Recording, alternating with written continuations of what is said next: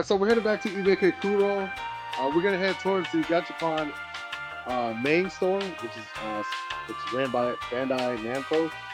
And before that, we got some orange juice because the weather was looking really, really bad the entire time that we were in Tokyo. So we stayed there for 2 weeks. So out of the 2 weeks, 5 days was in Osaka, and then 9 days was in Tokyo. It rained 8 out of 9 days, which kind of made it bad. I actually got a little sick, and my main thing is when I get sick, you take your medicine, Advil, whatever you need, and also drink a bunch of vitamin C. So it was very convenient to have these orange juice machines on the outside. My only complaint is that you couldn't see exactly how your orange was getting juiced. I was wondering how it worked on the inside. Did it slice the orange in half first and then, squeeze for the juice, or did it have some kind of special thing that Japan is known for? But I'm assuming that there's something in the machine that slices it in half and then it gets juiced afterwards.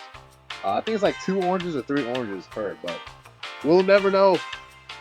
And the one thing that I'm always sure is I'll never get tired of Odin and Phoenix's reaction to a vending machine. So you guys can hear it. His celebration always makes me laugh all the time. Alright, so this part of the trip is pretty much the same thing that we did in Japan almost every day. Visit at least a couple of Gachapon machines, and then go claw machine. And then explore when everybody's satisfied. Because my kids truly love the arcade lifestyle in Japan. Once upon a time in the United States, we did have stuff like Speed Zone, Malibu Speed Zone, and other arcades aside from Dave and Buster's, but those went downhill. And it's always fun to see how I lived life before in another country. So every time I take them to Japan in the future, we're always going to relive that arcade talking moment. And a lot of times, whenever we see other kids, we also give them things. Most of the times, parents will try to say no, but at the end of the day, when it's for the kids, I think for all or most parents, they would love for their child to get something as well. And that's what me and Odin did more often than not. Like, we get our own winnings, and sometimes we would give it away to other kids as well. Alright, so here we are at the Gachapon department store in Ikebukuro. It's also known as the largest Gachapon place, from what I understand. It has Ichiban Kuji, it has a lot of Bandai Namco stuff. It has One Piece TCG. And it was a very cool place to be in. And like I said, the kids truly loved it. I mean, it's Gachapon City Central. And there was things that I thought I would never see again. So, for example, the Tomogachi brand. Like, I thought it died out. It definitely died out in the United States. I think it made a mini comeback, but it never got that big. And lo and behold, Tomogachi's back. So if you do a quick search of Ikebukuro, the Gachapon department store will probably show up first, because that's one of the biggest ones. And there's all kinds of photos and videos, like I said. Let's see what they have. So I'm 100% sure Gachapon is a different level mall. This whole place is located in the mall. From Toys R Us, Shinchan, One Piece, to this department store. If you do a quick Google on Ikebukuro Mall, it's literally, I hate to say it, but it's a tourist paradise for kids. Like I said, you can't beat claw machines and Gachapon machines, on top of anime characters and the Pokemon Center. There you go. So once we got here, we did a little bit of walking around. Explore the area real quick. We wanted to get some Ichiban Kuji, but we didn't want to play it because the line was really long, and then kids don't really have that kind of patience. Once you play the Ichiban Kuji, you get some tickets. Maximum is 10. Once you win them, you got to go pick out your prizes. And, if there's 20 people in front of you doing that, that's about a 30-minute, 40-minute wait, which I don't really want to wait that long. So we go to the Gachapon machines and the claw machines because a lot of people don't play it as much. I will say, if you're in Japan, play to your heart's content because it is way cheaper to play over there than over here in the United States. Round one's prices has gone crazy. When you're in Japan, you'll be at this machine plenty of time.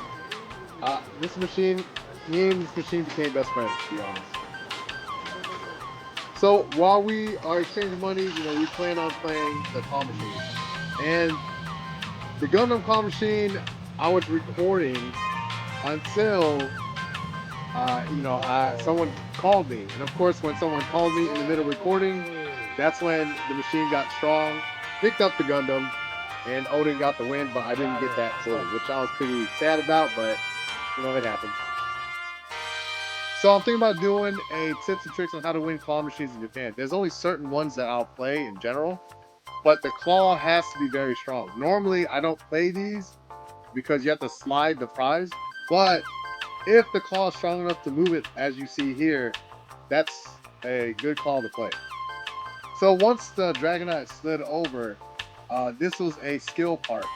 I wanted to get the right claw onto the nose to either flip the Dragonite or to push it down further. But if you missed, it would move the Dragonite back. My goal was to angle the Dragonite differently, but because it pushed on the nose, the Dragonite did a little flip. So that is definitely the skill portion of claw machines. And some people would say, hey, how come you didn't continue moving it over? And the reason was the claw machine opened so wide that you would have no room to drag the Dragonite over. Right here, I did mess up on this play. I was being a little bit too cautious. I thought I could push it down, but it didn't go all the way down, which was unfortunate because if I remembered, the claw was very strong already. So all I had to do was get the claw on the right side of the tail and move it over, which I do on the next move. And like I said, if you guys need any help with claw machines or tips and tricks, I'm always here. I've been playing claw machines for as long as I can remember. I just don't record them, which I need to do more often. But now that I am, I can show you guys how to win, what to look for, and things like that. But I do want to go back to Japan to play more claw machines. A lot of machines in Japan, I hate to say it, are play base before you win. You have to play a certain amount before you win. But there's some games where you can kind of test it out and still win. So on this particular Pikachu machine, I moved it on the first try that I didn't record, and then the girl saw and she went over and fixed it for us. And then so that's why this one was easy to win. But like I said, all you have to do is be very friendly with the workers. Don't be mean about it, and ask nicely. And just like any job, any place, anywhere you go to, there's gonna be people that's real awesome to deal with. I mean, they want to help you, they love you and your kids, just overall friendly people. But don't get discouraged if there's the opposite of that. There's some people that have a bad day. I've had people shut me down, and it's all part of the experience. No matter where you go, there's good people, there's bad people. And I had to teach Odin that too. There were some people that are willing to help him, and there's some people that are not willing to help him because I don't know if they're losing money, they got to keep quota or whatever. But just know that if you get shut down, take a step away and then try somewhere else. Don't base your entire experience on just one person that'll mess up your day. But I hope you guys like this video. If there's anything else that you want me to showcase, do let me know. In the future, if I go to Japan, let me know if you want me to try anything, and I will definitely do so. But if you guys have been to Ikebukuro Mall, tell me what was your favorite thing about it in the comments, and I'll definitely reply back to you guys. Thank you guys for watching. Much love. And if you can, like the video, subscribe, and I will see you guys next time. Their food is always cute, by the way. And here are some of the photos that I took of the prizes that we won that day. And the aftermath of playing so hard.